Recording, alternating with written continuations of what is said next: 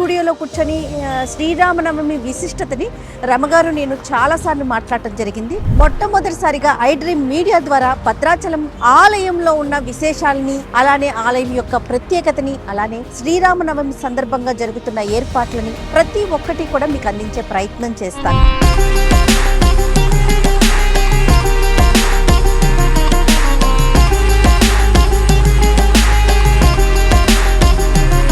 భద్రాచలం వచ్చేసాము, గోదావరి తీరాన్ని ఉన్నాము. బాగుంది కదా? బాగుందండి. అందరూ కూడా చక్కగా స్నానాలు కూడా చేస్తూ ఉన్నారు. ఈ నదీ తీరాల ఉన్న క్షేత్రాలు ఎక్కువ మహత్యం కలిగి ఉంటాయి.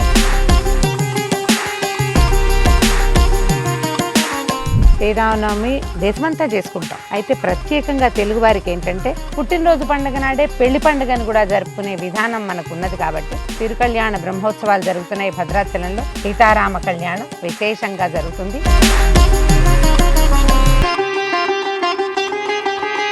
కరెక్ట్ గా ఆలయం ముందున్నామండి మేము. ఇదిగోండి ఏర్పాట్లు చూడండి ఎంత బాగా జరుగుతుంది రమ్మగారు. భద్రాచలంలో శ్రీరామనవమి మాకు సంవత్సరంలో మొట్టమొదటి ఉత్సవం. సుమారుగా ఎంతమంది భక్తులు హాజరవుతారు స్వామి? లక్షలాది మంది భక్తులు వస్తారు. శ్రీరామనవమి అంటే స్టూడియోలో కూర్చొని మాట్లాడుకుంటాం, ఇంట్లో పూజ చేసుకుంటాం. కానీ పండుగకి ముందుగానే ఒక 4 రోజుల ముందుగానే మేము భద్రాచలం రావటం, ఇక్కడ ఆలయంలోని అణువుని మీ అందరికీ చూపించే ప్రయత్నం చేయటం నిజంగా పూర్వజన్మ సుకృతంగానే అనిపిస్తాము.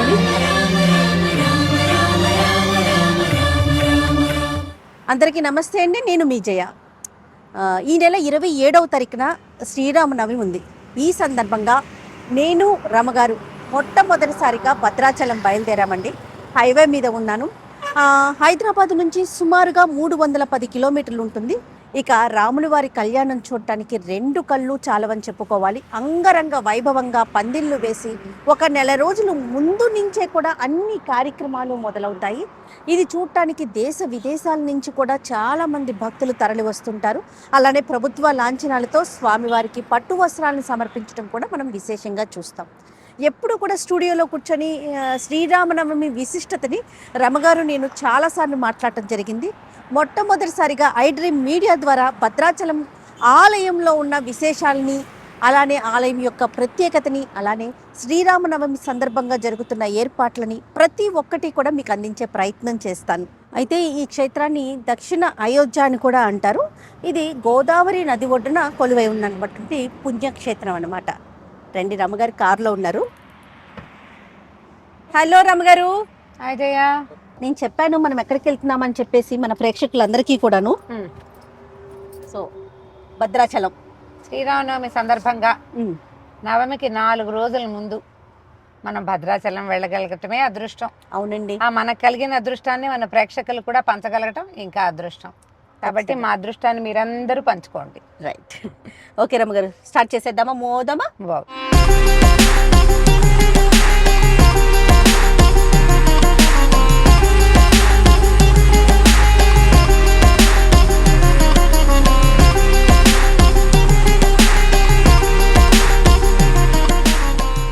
ఐ డ్రీమ్ మీడియా ప్రేక్షకులందరికీ శ్రీరామనవమి శుభాకాంక్షలు. మేము నిన్న మధ్యాహ్నం హైదరాబాద్ నుంచి బయలుదేరి భద్రాచలం చేరుకున్నామండి. నైట్ స్టే చేసాము. మార్నింగే రెడీ అయ్యి ఆలయానికి వెళ్ళే ప్రయత్నంలో ఉన్నాము. అయితే ఈలోపు ఇక్కడ కొన్ని విషయాలు మాట్లాడుకుందాము. మన రాముల వారి కళ్యాణం గురించి, ఏర్పాట్ల గురించి ఇవన్నీ కూడా మాట్లాడుకుందామని చెప్పేసి నుంచున్నాం. ఏం రామగారు? దక్షిణ అయోధ్య మంత్రాలు వినిపిస్తున్నాయి. సంగీతం వినిపిస్తుంది. గాలిలోనే గాలంతా రామమయంగా ఉంది.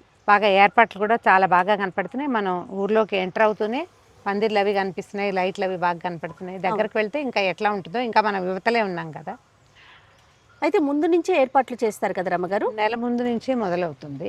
ఇంచుమించుగా హోలీ పండుగ అప్పటి నుంచే స్టార్ట్ చేస్తారంటే మనకి తలంబ్రాలకి వాటికి చుట్టుపక్కల గ్రామాల నుంచి వస్తాయి బియ్యం, తలంబ్రాల ధాన్యం వస్తుంది కదా. వీటిని గోటితోటి ఒలుస్తారు. అది ముందు నుంచి పద్ధతిగానే ఉంది.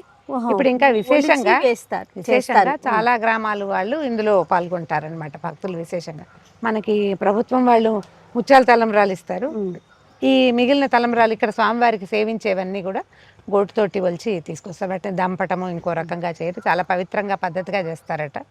అదొకటైతే శ్రీరామనవమి దేశమంతా చేసుకుంటాం. ప్రతి పల్లెలోనూ రాముల వారికి పుట్టినరోజు పండుగ చేస్తాం. అయితే ప్రత్యేకంగా తెలుగు వారికి ఏంటంటే పుట్టినరోజు పండుగతో పాటు పెళ్లి పండుగ కూడా చేసుకోవటము చాలా రామదాసు గారు ఏర్పరిచిన విధానంగానే చెప్తారు. మన దగ్గర చూసి ఇప్పుడు అన్ని చోట్ల మొత్తం తెలుగు తాట అన్ని చోట్ల కూడా సీతారామ కళ్యాణం చేసుకుంటారు. సీతా కళ్యాణ ఘట్టమే చాలా విశేషమైంది. ఆ శివధనుర్భంగము, ఆ బాలరాముడు లక్ష్మణుడితో కలిసి అక్కడికి రావటము, ఈ కథా విశేషాన్ని గనక ఈ రోజున మనం కళ్యాణం రోజున చదువుకుంటే ఆడపిల్లలకి పెళ్ళిళ్ళు కాకపోయినా మగపిల్లలకి ఎప్పటికీ పెళ్ళిళ్ళు కావట్లేదని అనిపించినా కూడా సీతా కళ్యాణంలో పాల్గొనటం కానీ సీతా కళ్యాణ ఘట్టం చదువుకోవటం కానీ వినడం కానీ విశేషమైన ఫలితాన్ని ఇస్తుంది. అవును. భద్రాచలం లాంటి అద్భుతమైన క్షేత్రాన్ని జీవితంలో ఒక్కసారైనా చూడాలి. మొత్తం మన తెలుగు వాళ్ళందరూ కూడా జీవితకాలంలో ఒక్కసారైనా భద్రాచల దర్శనం చేయాలి. అయితే అక్షితలు కూడా మనకి ఊర్లలో ఉన్న వారికి కూడా దూర ప్రాంతాల్లో ఉన్న వారికి కూడా పంపిస్తున్నారు. వాటిని జాగ్రత్తగా దాచుకొని ఉంచుకుంటాం కదా రమణ. నా దగ్గర 20 ఏళ్ల నాటి అక్షతలు కూడా ఉన్నాయి జయ. ఏటా వచ్చినవి కొన్ని ముత్యాలు కాసిన బియ్యము వస్తాయి. ఆ బియ్యం కాస్త అటు ఇటు కదులుతుంది అని అనిపించినప్పుడు పక్షులకు పెడతాను. అట్లా ఇన్ని ముత్యాలు నా దగ్గర ఉన్నాయి. ఎవరు వచ్చినా నాకు అవి పట్టుకొస్తారు. 2-3 నుంచి వస్తున్నాయి. వస్తున్న ముత్యాలు మళ్ళీ ఏం చేసినా వాటిని దండగుచ్చి ఇంట్లో ఉన్న ప్రతిమలకు వేసుకుంటూ ఉంటాను అనమాట. మా దేవుడి మందిరంలో నువ్వు చూసావు కదా ముత్యాల దండ ఉంది. భద్రాచలం నుంచి వచ్చిందేనా? కానీ మన వెనకాల ఘట్టం చూడండి, శబరి ఆయనకి తినిపిస్తోంది అనుకుంటాను కదండి, పళ్ళిస్తోంది. అంటే ఇక్కడ ఒక ప్రత్యేకత ఉంది. ఈ మన భద్రాచలం రాముల వారిని మొట్టమొదట చూసింది పోగలదమ్మ కానీ ఒక ఈ ప్రాంతపు గిరిజన స్త్రీ అనాలేమో మరి. ఈ ప్రాంతపు ఆవిడ శబరి వంశస్థురాలు అని ఒక వాక్యం చెప్తారు. ఆవిడ కూడా అట్లాగే ఈ అడవుల్లో తిరిగే వాళ్ళకి ఆ పుట్టలో రామనామం కనపడి ఆవిడకి పుట్టలో ఉన్న రాముల వారిని చూసి గోదావరి నీటితో అభిషేకం చేసి పుట్టలో నుంచి బయటికి తీసుకొచ్చింది. అట్లా బయటికి తీసుకురాబడినటువంటి ఆ ప్రతిమట దాదాపుగా 2000 సంవత్సరాల నాటి ప్రతిమని ఇప్పుడు మనం దర్శనం చేస్తున్నాం అనమాట. అంత పాతది, అప్పటి నుంచి ఉన్నదే. తర్వాత దొరికింది ఇటీవల రామదాస్ గారి కాలంలో మనకు దొరికింది కదా, మనకు లభించింది. అట్లా ఈ పోగల దమ్మక్క వల్ల లభించింది. ఆమె శబరి సంతతి అవ్వటం వల్ల ఈ ప్రతిమలు మనకు విశేషంగా కనపడతాయి. చాలా బాగుంది కదా.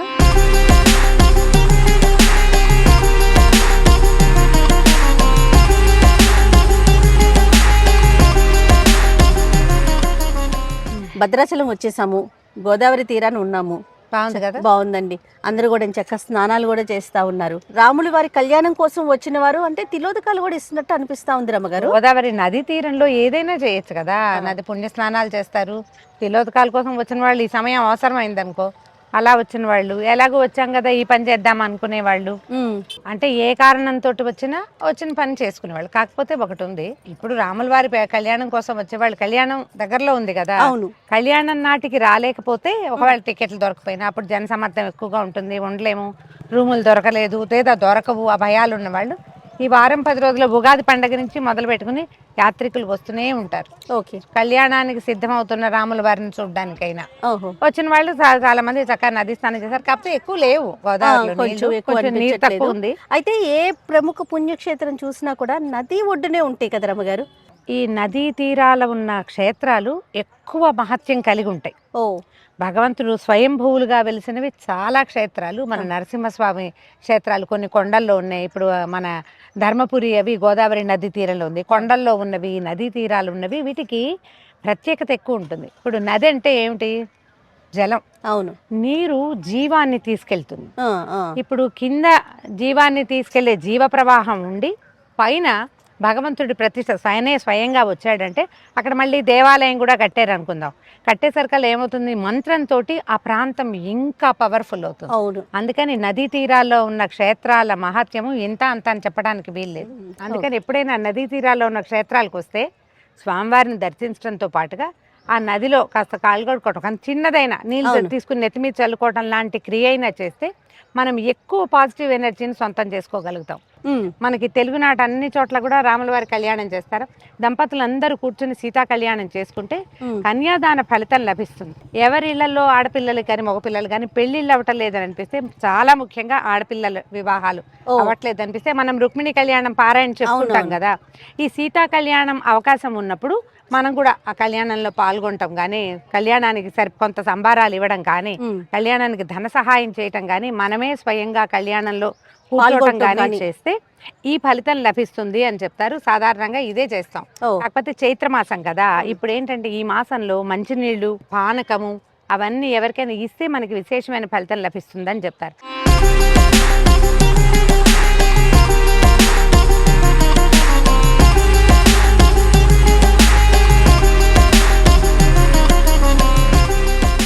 కరెక్ట్ గా ఆలయం ముందు ఉన్నామండి మేము. ఇదిగోండి ఏర్పాట్లు చూడండి ఎంత బాగా జరుగుతుంది రమ్మగారు.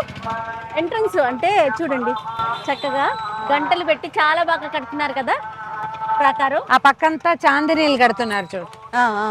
అంటే ఇది ఇవి బాగుంది చూడండి ముందు. ఇది చాలా అందంగా ఉంది. టెంపుల్ థీమ్ లో చేశారు. ఆ ఫీల్ కనిపిస్తా ఉంది చూడండి. అందుకని ఏనుగులు, గంటలు, ఆ, ఆ. రామదాస్ గారి విగ్రహం కూడా ఉంది. రామదాస్ గారి విగ్రహము చాలా బాగుంది. ఏర్పాట్లు అయితే బాగా ఉన్నాయి అన్ని చోట్ల కూడా. ఇదిగో మండపాల కోసం, కళ్యాణ మండపం కోసం, పందిరి వేయటం కోసం మొత్తం అంతా రెడీగా అదే చేసుకుంటారు. ఇప్పుడు పైప్స్ ఉన్నాయి. అది చూడు అక్కడ చాందిని లాగా కట్టారు కదా. ఈ తెల్లటి ఉంటే ఏమవుతుందంటే ఎండ తక్కువ ఉంటుంది. ఓకే. అందుకని చాందినీలు తెల్లటివి కడతారు. అంచలు వెంబడేమో రెడ్ గ్రే బ్లూ వేశారు. ఇది వరకు చలువు పందిళ్ళు అనేవాళ్ళు రమ్మగారు. అవునంటే అప్పుడు తాటాకు పందిళ్ళు వేసేవాళ్ళు. తాటాకు పందిరే చలువ పందిరి అంటే. ఒక్కసారి లోపలికి వెళ్ళి లోపల ఎలాంటి ఏర్పాట్లు జరుగుతున్నాయి, చూద్దాం. అలానే శ్రీరామనవమి యొక్క విశిష్టత అవన్నీ కూడా ఆలయం లోపలే చెప్పుకుందాం రమ్మగారు.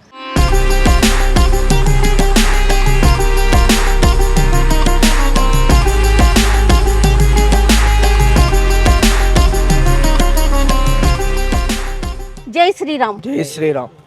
ఎక్కడి నుంచి వస్తున్నారు? మాల యొక్క విశిష్టత ఒక్కసారి. మేము మెదక్ డిస్టిక్ చేగుంట మండల్ పెద్దసనూరు అన్న గ్రామ పంచాయతీ నుంచి వస్తున్నాము. మాచిన్పల్లి అనే ఒక గ్రామంలో హనుమాన్ మందిరం దగ్గర మేము మాల దీక్ష ధరించాము.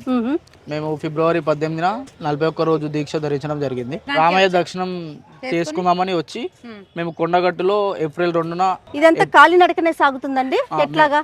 ఇదంతా మేము ఈడికైతే రామయ్య దగ్గరికి మేము కారులోనే వచ్చాము. మేము కొండగట్టుకి మా ఇంటి దగ్గర మా ఉండే సన్నిధి దగ్గర నుంచి మేము కొండగట్టుకు పాదయాత్రను వెళ్తాం. దీక్ష యొక్క విశిష్టత ఏంటి? మనకు దేవుని మీద ఒక నమ్మకం. దేవుడు ఏమైనా సమస్యలు ఉంటే, ఏమైనా బాధలు ఉంటే దేవుని దగ్గర తీర్చుదామని దేవుని మీద ఒక నమ్మకం తోటి మేము దీక్ష ధరించడం జరుగుతుంది. ప్రతి ఏటా తీసుకుంటాం. రైట్ అండి, చాలా సంతోషం. జై శ్రీరామ్. జై శ్రీరామ్.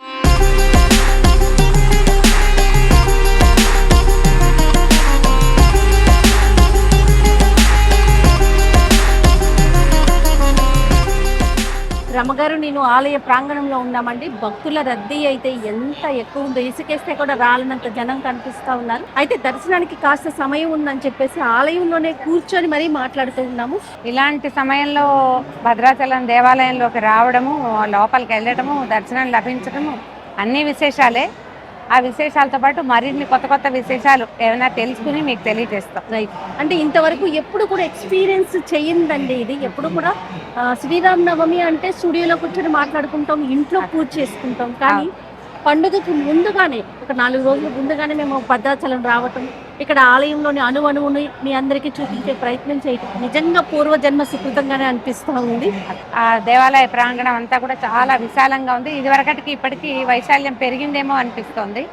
డెవలప్మెంట్ అవుతూ ఉంటాయి కదా. అవును. భక్తుల రద్దీ చాలా ఉంది. అంటే నవమి నాటికి రాలేము అని అనుకున్న వాళ్ళు చాలా మంది ముందే రావటం వల్ల బయట రద్దీ కనపడలేదు. కానీ దేవాలయంలో మంచి తొక్కిసలాటగానే ఉంది. అందరికీ దర్శనం లభిస్తుందట మధ్యాహ్నం వేళకి. మేము కూడా దర్శనం చేసేసుకుంటాం మరి కాసేపట్లో. తర్వాత మనం శ్రీరామనవమికి సంబంధించిన మరిన్ని విశేషాలని మాట్లాడుకుందాం.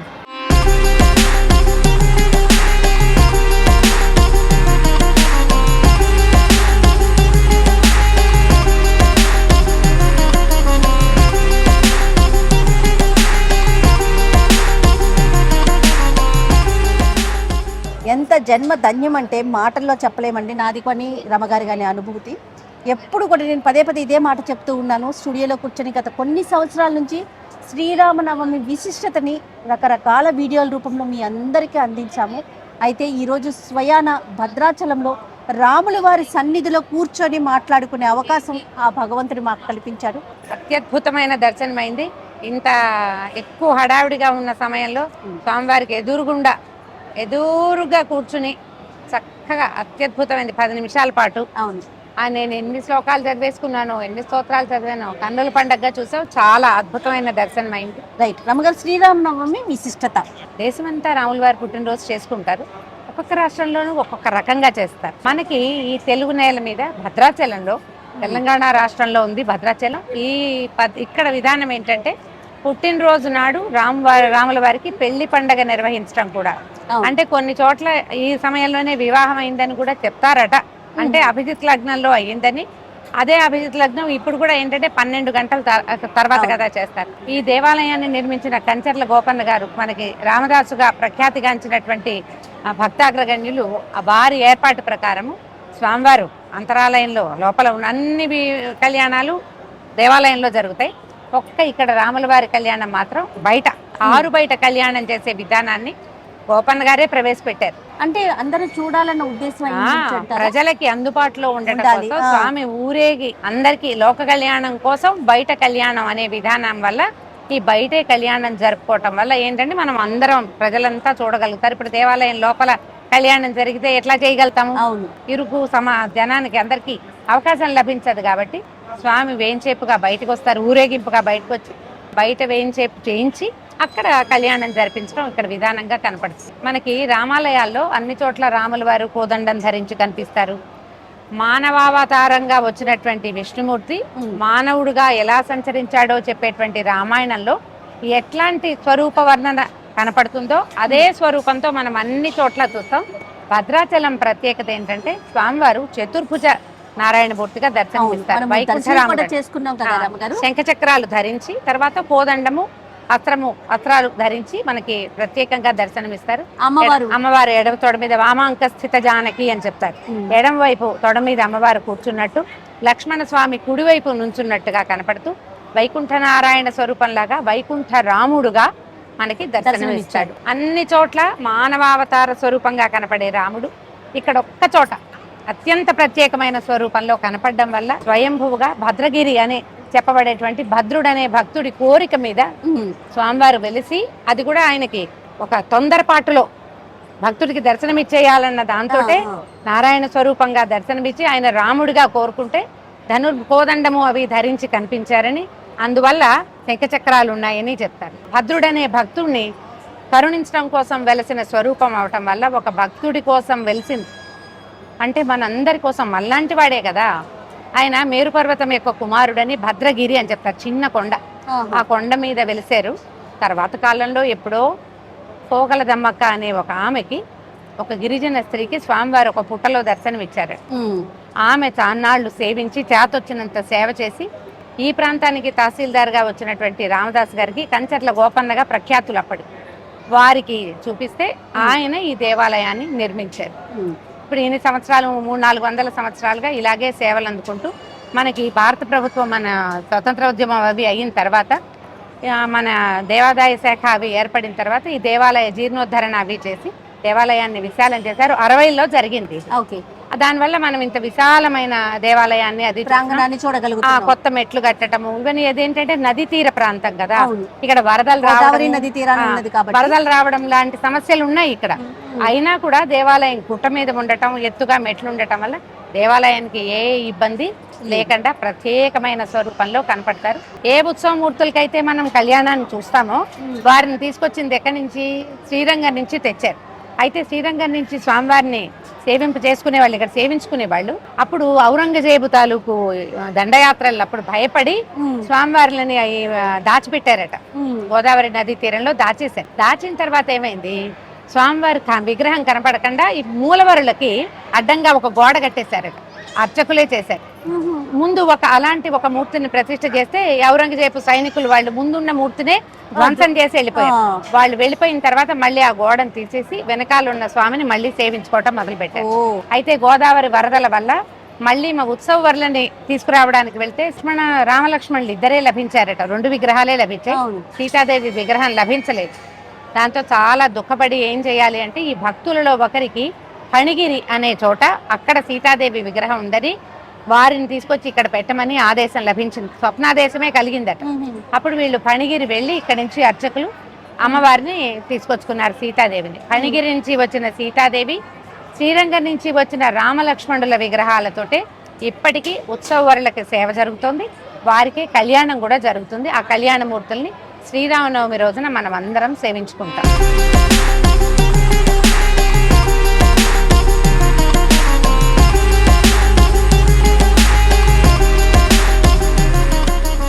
నమస్తే స్వామి. నమస్కారం. నమస్కారం.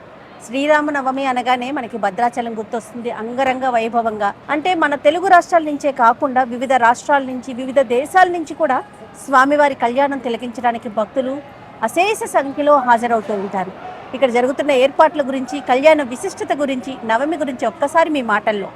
భద్రాచలంలో కళ్యాణం అన్ని చోట్ల రాముడి కళ్యాణం జరుగుతుంది, కానీ భద్రాచలంలో రాముడి కళ్యాణానికి ఇంతటి విశిష్టత ఏర్పడ్డది అంటే దానికి ప్రధాన కారకులు భక్త రామదాసు గారు. అవునండి.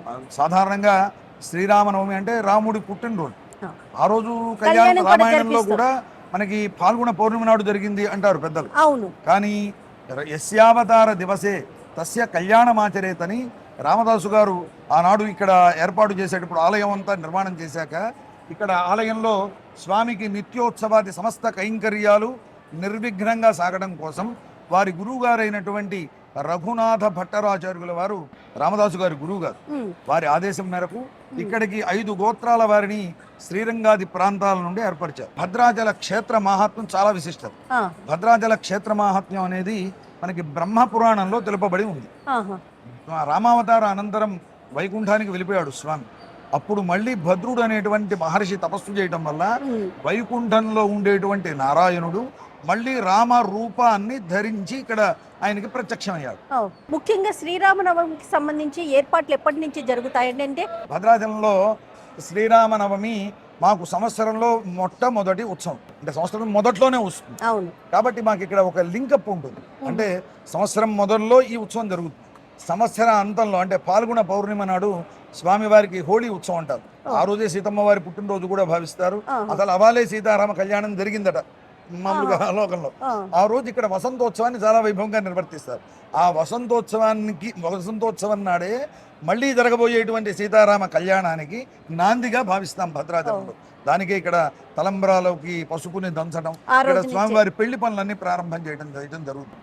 ఆ తర్వాత ఉగాది నాడు ప్రతి సంవత్సరం కూడా ఇప్పుడు అంకురారోపణ కార్యక్రమాన్ని, అంటే స్వామివారిని పెళ్లి కొడుకుని చేయడం, ఆ తర్వాత ఇక్కడ ఆస్థాన మండపంలో స్వామివారికి ఈ ఉత్సవాన్ని ఆరంభం చేస్తూ దానికి ప్రత్యేకమైనటువంటి ఒక స్తపనాన్ని నిర్వర్తించి అదే రోజు స్వామివారికి ఈ స్వామివారి కళ్యాణం చేసే సమస్త సేవకులు పరివారమైన మా అందరికీ కూడా ఆ చేసేటువంటి యోగ్యత కోసం రక్షాబంధనాన్ని ధరిస్తారు, స్వామివారికి ధరింపజేస్తారు. స్వామివారికి ఏమో ఈ కళ్యాణోత్సవ క్రతు సాఫల్య దీక్ష కోసం స్వామివారికి, అలాగే చేసేటువంటి ఆ యోగ్యత కోసం స్వామివారికి ఒక పరికరం లాగా మనం ఉండి చేయాలి అని ఆగమశాస్త్రం చెప్తోంది. భగవతో బలేన భగవతో వీర్యేణ భగవత తేజస భగవత కర్మణ భగవత కర్మ కరిష్యామి. అంటే ఆయన ఇచ్చిన శక్తితో ఆయన సేవని ఆయన సేవకుడిగా భావిస్తూ స్వామికి చేయాలి. కాబట్టి వీరంతా కూడా ఆ విధంగా ఒక దీక్షగా జరుగుతుంది. ఇది ఉగాది నుండి ఈ అంకురారోపణ దీక్ష ప్రారంభమైంది. ఇక్కడ స్థానిక గోవిందరాజస్వామి వారి కోవిలకి వెళ్ళి ఇక్కడ ఈ నవాన్నికంగా ఈ బ్రహ్మోత్సవాలు జరుగుతాయి భద్రాచలంలో. చాలా ఉత్తమమైనటువంటి పద్ధతి. అంటే ఉత్సవాన్ని 12 రకాలుగా చేయొచ్చు అని మనకి ఆగమ శాస్త్రాలు చెప్తాం. అంటే ఏకాహం నుంచి ఒకటే రోజు చేసే ఉత్సవాలు, అంటే చిన్న ఆలయాలు ఇలా ఉంటే వాళ్ళు ఒకటే రోజైనా చేసుకోవచ్చు. ఈ ఆలయంలో భద్రాచల ఆలయంలో నవాన్నిక దీక్షతో స్వామివారికి జరిగేటువంటి విధానాన్ని పెద్దలు ఏర్పరిచారు. ఆ విధంగా ఇక్కడ నవాన్నిక దీక్షతో జరుగుతుంది. ఈ దీక్ష అంతా కూడా సమృద్ధిగా జరగాలి అంటే మనకి ఆగమ శాస్త్రాలు చెప్పేది ఏంటంటే ముందుగా అంకురారోపణ చేయండి అని. మట్టిని చేసి దానికోసం పాలికలని ఘటికలని శరావాలని ఏర్పరిచి మంత్రపూతంగా నవధాన్యాలను అందులో వేస్తారు. అవి అంకురిస్తాయి. వాటితోటి మళ్ళీ ప్రత్యేకమైన పూజ చివర స్వామికి సమర్పణ చేయడం జరుగుతుంది. ఈ కర్మ అంతా సమృద్ధిగా జరగాలని చేస్తారు. అది ఉగాది నాడు ప్రారంభించుకోవటం. ఆ తర్వాత ఈ స్వామివారి తిరుకల్యాణ మహోత్సవం వైభవంగా సాగాలి. ఈ సాగడం కోసం నవాన్నిక దీక్షతో సాగుతుంది. ఈ సాగే దాంట్లో కూడా ఒక ప్రత్యేకత. ఈ తిరుకల్యాణ మహోత్సవం అంతా కూడా స్వామివారి సేనాధిపతి అయినటువంటి విశ్వక్సేనుల వారి ఆధ్వర్యంలో జరుగుతుంది. ఇప్పుడు ప్రారంభం చేసే ముందు కూడా ఇక్కడ దీక్షితులైనటువంటి ఈ అర్చక స్వాములు అంతా కూడా ముందుగా వీరంతా ఒక చోట ఏకీకృతమై వీరంతా వేద వాద్య ఘోష పురస్సరంగా ముందుగా విశ్వక్సేనుల వారి సన్నిధి ఉంది ఆలయం, ఆ సన్నిధికి వెళ్తారు. వెళ్ళి అక్కడ విశ్వక్సేనుల వారిని ప్రార్థన చేస్తారు. స్వామి నీవు మా ముందుండి ఇవన్నీ మాకు జరిపించేదానికి మాకు నేతృత్వం వహించు. అంటే ఆయన నాయకుడు అనమాట. అవును. ఆయన నాయకత్వంలో ఇదంతా జరుగుతుంది. అందువల్ల విశ్వక్సేనుల వారి సన్నిధికి వెళ్తారు. వెళ్ళి వారిని ప్రార్థన చేసుకొని వారిని ఒక వాహనంలో వేయించేసి వారిని మళ్ళీ గర్భాలయంలోకి తీసుకెళ్తారు. తీసుకొని వెళ్ళాక అక్కడ ఈ దీంట్లో ఉండేటువంటి ఋత్విక్కులు అందరూ, యతీశ్వరులు అందరినీ కూడా ప్రార్థన చేస్తూ స్వామివారి రామచంద్ర స్వామి వారి సమక్షంలో అక్కడ ఒక ప్రత్యేకమైన ఒక ప్రార్థన ఉంటుంది. అంటే ఈ బ్రహ్మోత్సవాన్ని మా చేత నిర్వహింపజేసుకో స్వామి, అంటే నేను చేస్తాను, చేయించుకో అని చెప్పి శ్రీమన్నారాయణ భగవన్ హనుమత్ సీతా లక్ష్మణ భరత శత్రుఘ్న సమేత శ్రీరామచంద్ర అంటూ అర్ణవసేన పుండరీకాక్ష ఇలా ఒక ప్రత్యేకమైన ఒక చూర్ణికని మా పెద్దలు ఏర్పరిచారు. రామదాసు గారి కాలం నుండి ఆరాధనలో ఉన్నటువంటి చూర్ణిక అనమాట. ఏ ఉత్సవం జరిగినా స్వామివారి దగ్గర ఈ చూర్ణిక చెప్పి అప్పుడు ముందుగా విశ్వక్సేనుల వారికి స్వామివారి శేషమాలికని వారికి వేసి స్వామివారి శఠారిని వారికి సమర్పించి అప్పుడు మాకు సంబంధించిన యతులని కీర్తించి వారిని సమక్షంలో ప్రత్యేకంగా ఇక్కడ యాగ మండపానికి కళ్యాణ మండపానికి ఇక్కడ వేయించేసి ఈ దీక్షను అంతా ఇవ్వడం జరుగుతుంది. దాంతో కళ్యాణ పనులన్నీ ప్రారంభమవుతాయి. అంటే ఈ పెళ్లి కొడుకును చేయడం ఈ కళ్యాణ దీక్ష ప్రారంభం. ఆ తర్వాత ఈ దీక్షలో విశ్వక్సేనుల వారి సమక్షంలో ధ్వజారోహణ పురస్సరంగా జరుగుతాయి. ధ్వజారోహణం ఎప్పుడు చేస్తారు? ధ్వజారోహణం అంటే కళ్యాణానికి 2 రోజులు ముందు. అంటే ఇప్పుడు మనం 27వ తారీఖు కళ్యాణం చేస్తున్నాం కాబట్టి 25వ తారీఖు ధ్వజారోహణ చేయడం జరుగుతుంది. మరి ధ్వజం అంటే కేవలం ఒక గరుత్మంతుణ్ణి మనకు ఆగమ శాస్త్రంలో ఎలా వేయమని చెప్పారు. గగనే గమనారంభ పక్ష విక్షేపణాన్వితం అంటూ ఆయన ఆ గాల్లో ఎగరడానికి సిద్ధంగా ఉండేట్టుగా, అష్టనాగులతో కూడి ఉండేట్టుగా, ఏ నాగులకి ఏ రంగు, ఇవన్నీ కూడా మనకి ఇలా ఆగమ శాస్త్రంలో చెప్పారు. ఆ విధంగా వేయాలి. ఆ విధంగా గరుత్మంతుల వారిని వేసి దాన్ని మనం 25వ తారీఖు ధ్వజారోహణ చేస్తాం. దానికి ముందు రోజు ఇక్కడ వేసినటువంటి వారు అర్చక స్వాములకి సంబంధికుల్లో ఒకరు స్థానిక జీయర్ మఠంలో ఈ గరుడోత్సవం అని చెప్పి జరుగుతుంది. అక్కడ నుంచి వేదవాద్య ఘోష పురస్సరంగా ఆలయానికి తీసుకుని వచ్చి స్వామివారికి ఎదురుగుండా సమర్పణ చేసి సర్వేశ్వర జగన్మయ త్వయా యథాతు కథితం తథా శక్తుం తథా కర్తుం అశక్యతే అంటూ నీ చల్లని చూప గరుడపటంపై ప్రసరిస్తే అందులో ఉండే దోషాలన్నీ కూడా హరింపజేయ స్వామి అని స్వామిని ప్రార్థించి ఇక్కడ వైనతేయ ప్రతిష్ఠ జరుగుతుంది. మామూలు విగ్రహాలకన్నిటికీ 5 రోజులు ఎలా జరుగుతుందో ఈ ధ్వజ పటానికి కూడా వివిధ అందులో చెప్పినటువంటి వివిధ ఆగమ శాస్త్రంలో చెప్పిన తీరుతో ఈ వైనతేయ ప్రతిష్ఠ జరుగుతుంది. ఇప్పుడు 24వ తారీఖు రాత్రిపూట 25వ రోజు స్వామివారికి ధ్వజారోహణ గావించడం ప్రతిష్ట పూర్తి తర్వాత కళ్యాణ ఘట్టం మొదలైంది. దాంతో ప్రారంభం. ఇక్కడ అగ్ని ప్రతిష్టాపన జరుగుతుంది. అంటే నవాన్నిక దీక్ష ఆ ధ్వజారోహణతో ప్రారంభం. సంతోషం. అందువల్ల ఇక్కడ ప్రత్యేకత అన్నమాట. ఇవన్నీ కూడా సుమారుగా ఎంత మంది భక్తులు హాజరవుతారు స్వామి? లక్షలాది మంది భక్తులు వస్తారు.